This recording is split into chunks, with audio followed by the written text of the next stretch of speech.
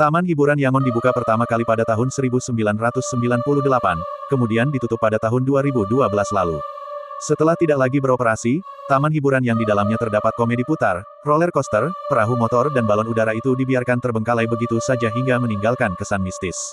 Begitu tiba di tempat ini, suasana mencekam yang membuat bulu kuduk merinding langsung bisa kamu rasakan. Menurut beberapa saksi mata, seringkali terdengar suara-suara aneh dari taman hiburan tersebut. Jangan lupa like, komen, dan subscribe.